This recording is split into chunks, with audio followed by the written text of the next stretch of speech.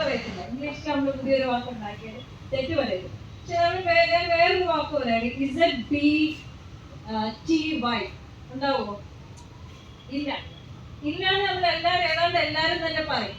കാരണം എന്താന്ന് വെച്ചാല് നമുക്ക് നമ്മുടെ മനസ്സിലൊരു ഇംഗ്ലീഷിന്റെ ഒരു മോഡലും, ഇംഗ്ലീഷിന്റെ നമ്മുടെ മോഡൽ അനുസരിച്ച് ഇസഡ് കഴിഞ്ഞാല് ഇസഡ് എന്നുള്ള കഴിഞ്ഞ probability of B coming just after Z is almost 0 തന്നെയാണ്. അങ്ങനെ ഒരു അല്ലെങ്കിൽ ചിലപ്പോൾ വല്ല പേരുകൾ even then after Z B കഴിഞ്ഞാൽ ഒരു എ, അത് കഴിഞ്ഞിട്ടൊരു വവല് വരണം. ഇസഡ് ബി എ ആണെങ്കിൽ വന്നു കഴിഞ്ഞാൽ ചിലപ്പോൾ നമ്മൾ പറയാം പ്രോബബിലി അറ്റ്ലീസ്റ്റ് പേരെങ്കിലും ഉണ്ടാവാന്ന് പറയാം. അപ്പൊ നമുക്ക് ഇംഗ്ലീഷിന്റെ ഒരു മോഡൽ നമ്മുടെ മനസ്സിലുള്ളതുണ്ട്. നമ്മുടെ ആ മനസ്സിലെ മോഡൽ എന്ന് പറഞ്ഞാൽ ആക്ച്വലി അതൊരു പ്രോബബിലിറ്റിയാണ് നമുക്കുള്ളത്. നമ്മൾ ഈ നിരന്തരം ആരെങ്കിലും ഇപ്പൊ പറഞ്ഞു തുടങ്ങുമ്പോൾ തന്നെ ചിലപ്പോൾ നമ്മളിപ്പോ എന്താ ഈ ഒരു ഇപ്പൊ നമ്മുടെ കോളേജ് ഡെന്റൽ കോളേജ് എന്നാണ്, college of dental education, government dental college. അപ്പൊ ഗവൺമെന്റ് ഡെന്റൽ എന്നുള്ള വാക്ക് വരുമ്പോൾ തന്നെ നമ്മൾ ഈ കോളേജ് എന്നുള്ള നമ്മുടെ പ്രോബബിലിറ്റി അനുസരിച്ച് ഇനി അടുത്ത കോളേജാണ്. അപ്പൊ അതുകൊണ്ട് തന്നെയാണ് ചില സമയത്ത് നമുക്ക് ചില നമ്മുടെ തീസിസ് ഒക്കെ എഴുതുമ്പോൾ അല്ലെ ഡോക്യുമെന്റ് എഴുതുമ്പോൾ ചില മിസ്റ്റേക്സ് എഴുതി അവർക്ക് കാണാൻ പറ്റില്ല.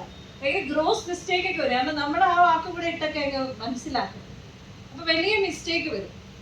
അത് ഇപ്പൊ ഒരു മിസ്റ്റേക്കിന്റെ ഒരു തമാശ പറഞ്ഞത് പിന്നെ എന്റെ കല്യാണക്കുറിയില് വന്നപ്പോ ഈ സ്ക്രീൻ പ്രിന്റ് ചെയ്ത് വന്നപ്പോ ചെറിയ ഇതാണല്ലോ, സ്ക്രീൻ കുറി ചെറുതാണല്ലോ. അപ്പൊ ചെയ്ത് വന്നപ്പോ പരേതനായ ദേവസ്യയുടെ മകൻ കുര്യച്ചൻ എന്നുള്ള തന്നെ ദേവസ്യയുടെ മകൻ എന്നുള്ളതാണ് വിട്ടുപോയി.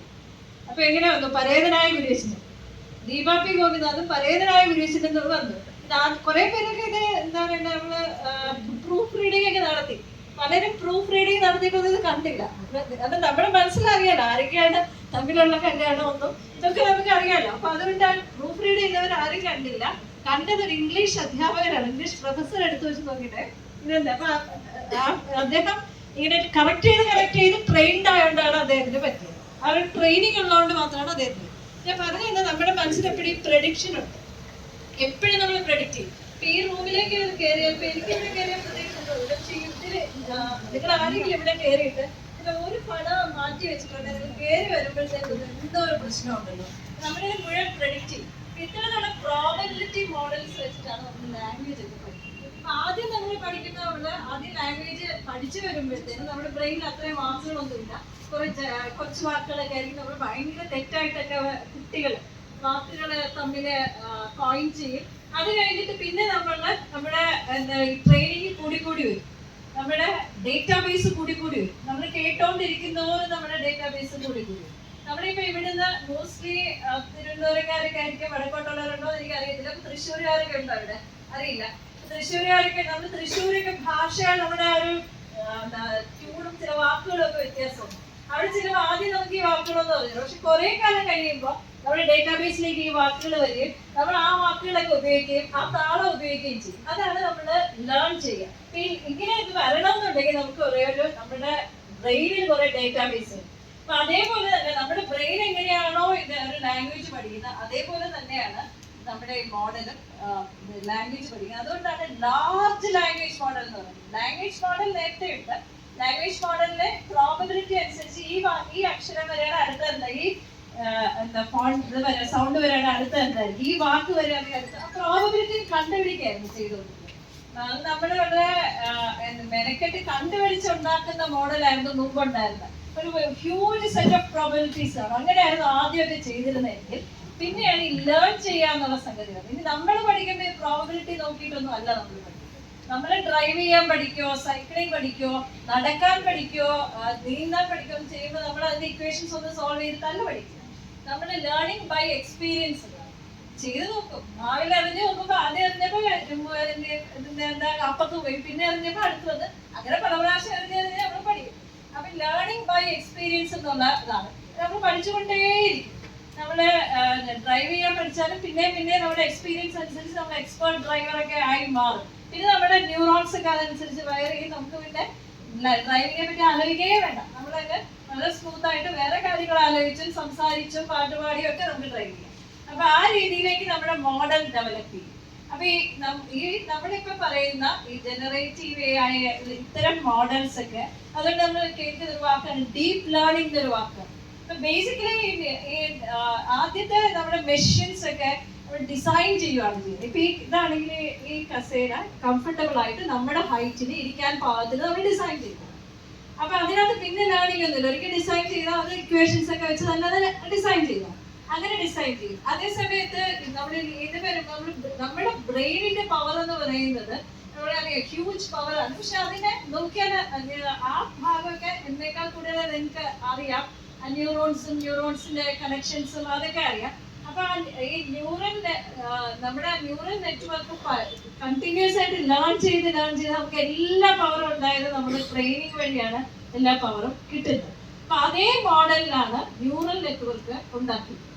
ന്യൂറൽ നെറ്റ്വർക്കില് ഇത് പ്രോസസ്സിംഗ് ഭയങ്കര സിമ്പിൾ ആണ്, വളരെ സിമ്പിൾ ആയിട്ടുള്ള പ്രോസസ്സിംഗ് ആണ്. പക്ഷെ ഹ്യൂജ് നമ്പർ ഓഫ്, അതുകൊണ്ടാണ് ഈ ഡീപ്പ് എന്നുള്ള വാക്ക് നിങ്ങൾ കേട്ടിട്ടുണ്ട്. ഡീപ്പ് ലേണിംഗ്, ഡീപ്പ് എന്ന് പറഞ്ഞാൽ കുറെ ആദ്യത്തെ ന്യൂറൽ നെറ്റ്വർക്കിൽ കുറെ ലെയേഴ്സ് ആയിട്ട് ഇങ്ങനെ ന്യൂറോൺസ് വെച്ചിരിക്കും. ആ ന്യൂറോൺസിന് ചെറിയ പ്രോസസ്സിംഗ് എലമെന്റ് തന്നെ ഉള്ളൂ. അപ്പൊ അത് ഡീപ്പ് ലേണിംഗ് എന്ന് പറയുമ്പോൾ ഹ്യൂജ് ഡേറ്റാബേസ് ഉണ്ടാവും, അത് വെച്ചിട്ട് ഹ്യൂജ് പ്രോസസ്സിംഗ് പവർ വെച്ച് ലേൺ ചെയ്ത് വരുന്നുള്ള അർത്ഥമേ ഉള്ളൂ. അപ്പൊ അങ്ങനത്തെ ഈ 2-3 വാക്കേ നമ്മൾ ഓർക്കാറുള്ളൂ. നമ്മുടെ ബ്രെയിനിലെ പോലെ തന്നെ ലേൺ ചെയ്യുവാണ്, വീണ്ടും വീണ്ടും ലേൺ ചെയ്തുകൊണ്ടിരിക്കുക. എത്രത്തോളം ലേൺ ചെയ്തോ അത്രയും നല്ല. അപ്പൊ അതുകൊണ്ടാണ് ഈ നമ്മുടെ ഗൂഗിള് പോലുള്ള കമ്പനികൾക്കൊക്കെ നമ്മുടെ ഡേറ്റ അവർക്ക് ഭയങ്കര അത്യാവശ്യമാണ്. അത് അത്തരം ഡേറ്റ വെച്ചിട്ടാണ് ഈ ഇത് നടക്കുന്നത്. ഹ്യൂജ് ഡേറ്റ ഉണ്ടെങ്കിലേ ലേൺ ചെയ്യാൻ പറ്റും. ഇത്രയുള്ള അത്രയും ടെർമിനോളജിയാണ് പ്രധാനമായിട്ടുള്ളത്. ഇനി ഞാനിപ്പോ പറയാൻ ഉദ്ദേശിച്ചപ്പോൾ പലരും ചാറ്റ് GPT ഒക്കെയാണ് ഏറ്റവും കൂടുതൽ നമ്മൾ കേട്ടിട്ടുള്ളത്. GPT എന്ന് പറഞ്ഞാൽ ജനറേറ്റീവ് പ്രീ ട്രെയിൻഡ് ട്രാൻസ്ഫോം എന്ന് പറഞ്ഞാൽ ന്യൂറൽ നെറ്റ്വർക്ക് ആണ്. ലേൺ ചെയ്യാൻ കൂടുതൽ പവർ ഉള്ള ഒരു ന്യൂറൽ നെറ്റ്വർക്ക് ആണ് നമ്മൾ മനസ്സിലാക്കിയാൽ മതി. വീണ്ടും പക്ഷെ ആദ്യം ഇത് പ്രീ ട്രെയിൻ ചെയ്തെടുക്കണം. അതായത് നമ്മളൊരു ഭാഷ സംസാരിച്ചു കൊടുക്കണമെങ്കിൽ ബേസിക്കലി കുറച്ച് കാര്യങ്ങളൊന്നും വേണമല്ലോ. ഒരു പ്രീ ട്രെയിനിങ് ഇല്ലാതെ എനിക്കിപ്പോൾ ബംഗാളിയിൽ 5-6 വാക്കറിയാം, പക്ഷെ എനിക്ക് അതുകൊണ്ടൊരു പിന്നെ ഇത് വലിയൊരു ടെക്സ്റ്റ് ഒന്നും പറയാൻ അറിയില്ല. എനിക്ക് ഒരു വാചകമൊക്കെ പറയാൻ അറിയാവുന്നേ ഉള്ളൂ. കാരണം എൻ്റെ അത്ര പ്രീ ട്രെയിൻഡ് അല്ല, ആ മോഡൽ എൻ്റെ ഇല്ല. ഇപ്പൊ പ്രീ ട്രെയിൻഡ് ആയിട്ട് ഒരു മോഡൽ ഉണ്ടാവും, പിന്നെ അത് ലേൺ ചെയ്തുകൊണ്ടേയിരിക്കും. അതുകൊണ്ടാണ് generative pre trained model GPT എന്ന് പറയുന്നത്. ഇനിയിപ്പോൾ ഞാൻ ചാറ്റ് GPT പറയുന്നതിന് എനിക്കൊന്ന് എല്ലാവർക്കും ഏകദേശം ഒക്കെ അറിയാം. ഞാനിപ്പോൾ പറയാൻ പോകുന്ന ഒരു ഇതേപോലെ ജനറേറ്റീവ് AI ആയിട്ട് ഒരു മോഡല് പെർപ്ലെക്സിറ്റി എന്ന് പറയും. പെർപ്ലെക്സിറ്റി എന്ന്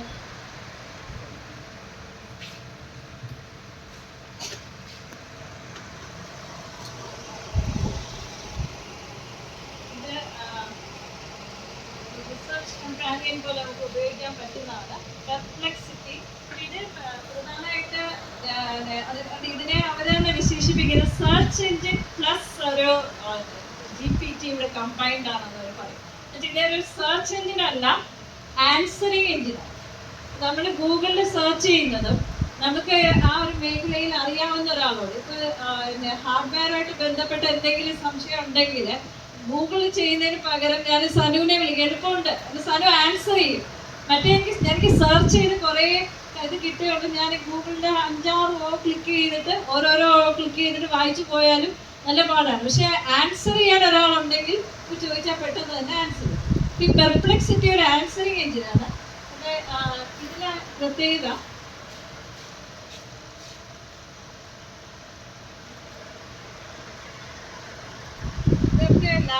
മൊബൈലിലൊക്കെ എടുക്കാം, ആൻഡ്രോയിഡ് ആപ്പ് ഉണ്ട്. ഇതിന്റെ പ്രത്യേകത വെച്ചാൽ ഇതിനകത്ത് എന്തെങ്കിലും നമുക്ക് ചോദിക്കാം, എന്തെങ്കിലും ഒരു ഇത് പറയോ, എന്തെങ്കിലും ഡെന്റൽ ഇതുമായിട്ട് ബന്ധപ്പെട്ട ഒരു ഇത് പറയോ,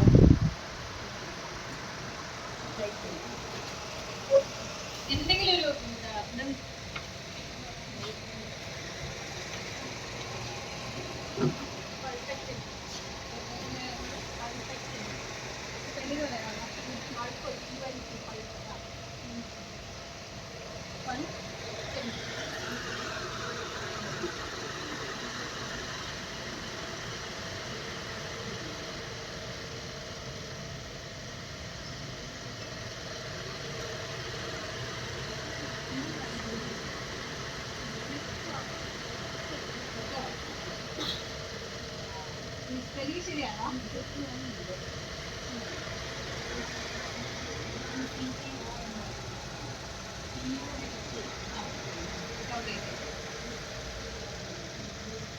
കൂടുതൽ ക്വസ്റ്റ്യൻസ് ആയിട്ടാണ് നമ്മൾ ചോദിക്കുന്നത്. നിർബന്ധമില്ല, ക്വസ്റ്റ്യൻസ് ആയിട്ടാണ് പൊതുവെ ചോദിക്കുന്നത്. അതിൻ്റെ ആൻസർ അവിടെ വന്നു. ചെറുതായിട്ടാണ് കാണുന്നത്. ഇതിൻ്റെ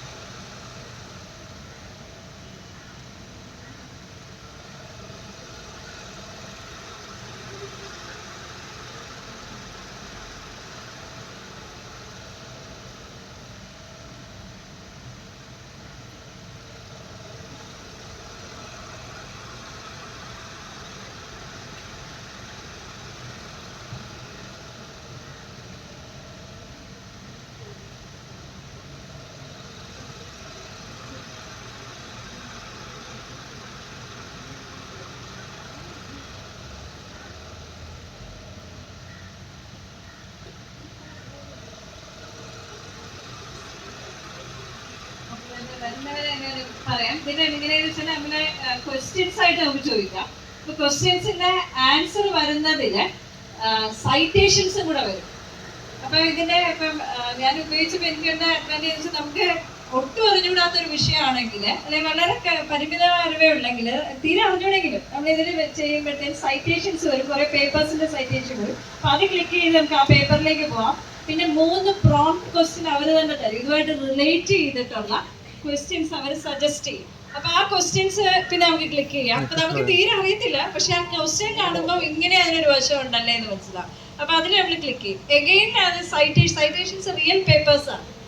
ChatGPT-യിലൊക്കെ ആദ്യം ചെയ്യുമ്പോൾ റിയൽ പേപ്പേഴ്സ് ഒന്നുമില്ല, അവർ കുറെ ഇമാജിനറി സാധനങ്ങളൊക്കെ കൊണ്ടുവരും. ഇതങ്ങനെയല്ല, റിയൽ പേപ്പേഴ്സ് ആയിരിക്കും. അതിനെപ്പറ്റി നമുക്ക് വീണ്ടും ചോദിക്കാം. അങ്ങനെ നമുക്ക് പ്രോംപ്റ്റ് ചെയ്ത് നമുക്ക് ഒരു വിഷയത്തെ പറ്റി ഒരു ഫണ്ടമെന്റൽ നോളജ് കിട്ടാനായിട്ട് ഉപയോഗിക്കാം. ഒരു റിസർച്ച് പർപ്പസിന് ഉപയോഗിക്കാം. ഏതാണ്ട് അവർ തരുന്നതൊക്കെ ലേറ്റസ്റ്റ്, ചിലപ്പോൾ നമ്മൾ അങ്ങനെ ചോദിച്ചാൽ what are the latest papers എന്ന് ചോദിച്ചാൽ ലേറ്റസ്റ്റ് സാധനം. അപ്പൊ ഇതെല്ലാം തന്നെ നമ്മൾ ടൂളായിട്ട് ഉപയോഗിക്കണം. നമുക്ക് ഒരു ബേസിക് സെർച്ചിന് പകരം ടൂളായിട്ട് ഉപയോഗിക്കണം. നമ്മൾ ഈ തരുന്ന AI ടൂൾസ് ഒക്കെ എപ്പോഴും തന്നെ നമ്മൾ ടൂളായിട്ട് മാത്രമേ കാണുള്ളൂ. അബ്സല്യൂട്ട് സാധനം അല്ല അവർ തരുന്നത്.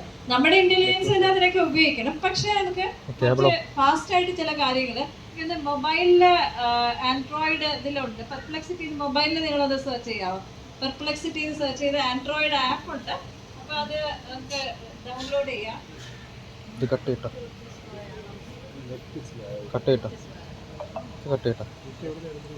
ആദ്യം ഞാൻ എടുത്തപ്പോൾ റെക്കോർഡിംഗ് എക്സ്റ്റൻഷൻ എടുത്തില്ല, ക്രോമിന്റെ എക്സ്റ്റൻഷൻ എടുത്തില്ല. എക്സ്റ്റൻഷൻ എടുത്തിട്ടാൽ കുറച്ചുകൂടെ അഡ്വാൻറ്റേജ് കിട്ടും. നോക്കിയിട്ട് പെർഫെക്റ്റമി. അപ്പൊ അതിന്റെ സോഴ്സസും വന്നു. ഒരു ഹെൽത്ത് ലൈനിലെ ഒരു ആർട്ടിക്കിള്, ചിൽഡ്രൻസ് ഡെന്റൽ കെയർ 3 സ്ഥലത്ത് ഇത് വന്നു. അപ്പൊ ഇത് ഇപ്പൊ എനിക്ക് പുതിയതാണെങ്കിലും ഒരു 10 മിനിറ്റ് അല്ലെ ഒരു അരമണിക്കൂർ സെർച്ച് ചെയ്താൽ എനിക്ക് കോൺഫിഡൻസ് ഉണ്ട് ഇതിനെ പറ്റി. അത്യാവശ്യം കുറച്ച് കാര്യങ്ങൾ ഒരു 5 മിനിറ്റ് സംസാരിക്കാനുള്ള മെറ്റീരിയൽ ഒക്കെ കിട്ടും. അപ്പൊ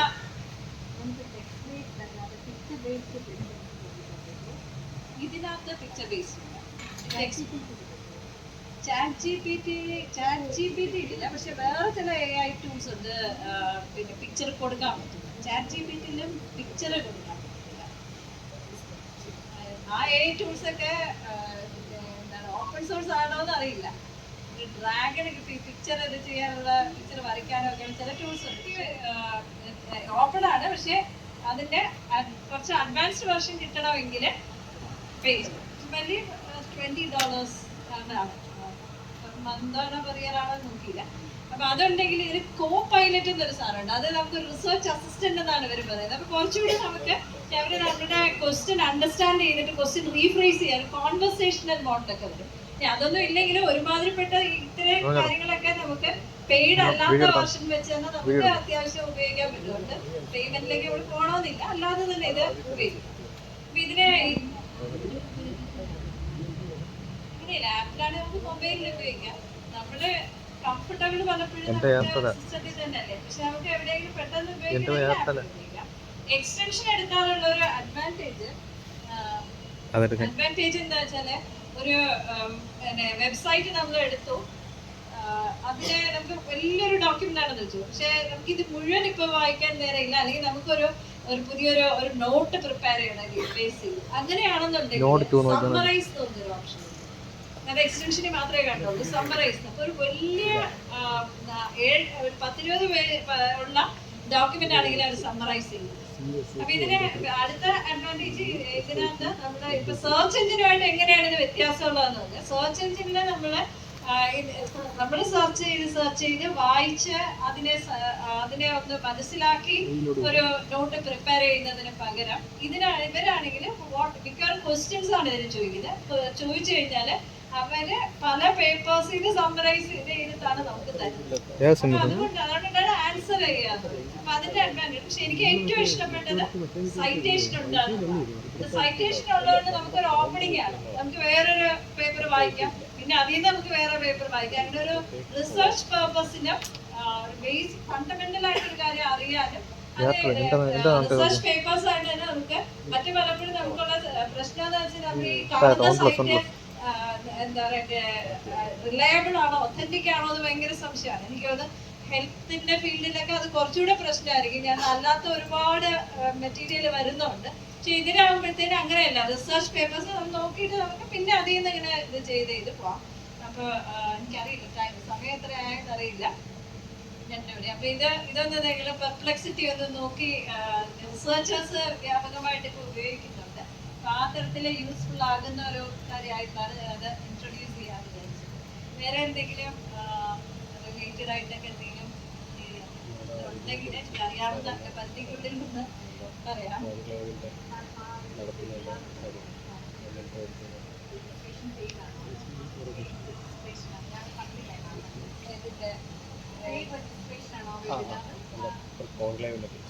കോൺക്ലേവ് പെയ്ഡ് ആണോ രജിസ്ട്രേഷൻ? ഓൺലൈൻ രജിസ്ട്രേഷൻ 200 രൂപയ്ക്കേ ഉള്ളൂ. പെയ്ഡ് ആണ്, പക്ഷേ 200 രൂപ രജിസ്ട്രേഷൻ. സ്റ്റുഡൻസിന് ഉണ്ട്, സ്റ്റാഫിനും ഉണ്ട്. സ്റ്റുഡൻസിന് 150 ആയിരുന്നു, അത് ചേഞ്ച് ചെയ്തിട്ടുണ്ടോ എനിക്കറിയില്ല, സൈറ്റിൽ കയറിയാൽ. മറ്റുള്ളവർക്ക് സ്റ്റാഫിനാണെങ്കിൽ 400 രൂപ, ചെറിയ പൈസ മാത്രം 2 ദിവസത്തേക്ക്. ഓൺലൈൻ അവിടെ വന്നിട്ടുള്ളതാണെന്നുണ്ടെങ്കിൽ കുറച്ചുകൂടി പൈസ, 3000 രൂപ. ഓൺലൈനായിരിക്കും കൂടുതൽ സമയത്ത് പറ്റുന്നത്.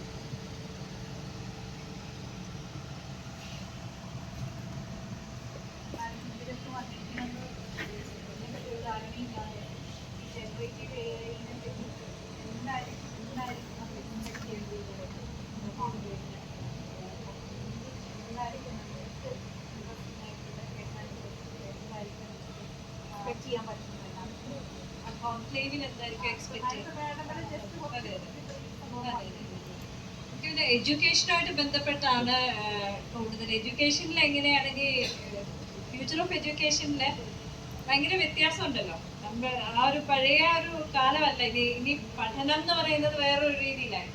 ഇപ്പൊ ഞാനൊക്കെ തന്നെ മുമ്പ് നമ്മളെപ്പോഴും ടെക്സ്റ്റ് ബുക്സ് വെച്ചിട്ടായിരുന്നു പ്രിപ്പയർ ചെയ്യുന്നതൊക്കെ. ടെക്സ്റ്റ് ബുക്സ് വെച്ചാണെങ്കിൽ ഒരു 2-3 വർഷം മുമ്പ് തൊട്ട് ഞാൻ ടെക്സ്റ്റ് ബുക്ക് പിന്നീട് നോക്കുള്ളൂ. ആദ്യം നോക്കുന്ന ഒരു 3 വീഡിയോ എടുത്ത് നോക്കും. ഒട്ടും അറിഞ്ഞുകൂടാത്ത പുതിയ വിഷയങ്ങളൊക്കെ പലപ്പോഴും നമുക്ക് പഠിക്കേണ്ടി വരും. ഞാനിപ്പോൾ KDSK വന്നിട്ട് വേറെ ഒരുപാട് ടേംസ്, ഇന്നോവേഷൻ, അങ്ങനെ കുറേ ടേം.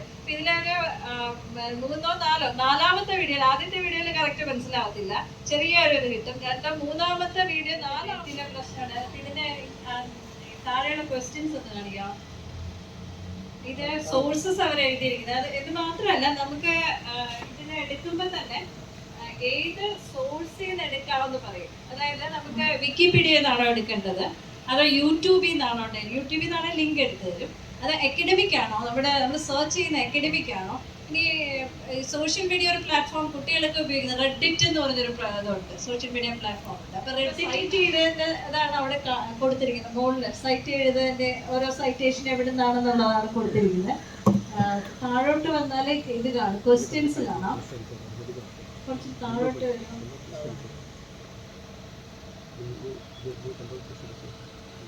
ഇതിന്റെ റിലേറ്റഡ് ആയിട്ടുള്ള 3 പ്രോംപ്റ്റ് അവർ എഴുതിയിട്ടുണ്ട്. എപ്പോഴും 3 പ്രോംപ്റ്റ് എഴുതിയിട്ടുള്ളൂ. ക്വസ്റ്റ്യൻ എനിക്ക്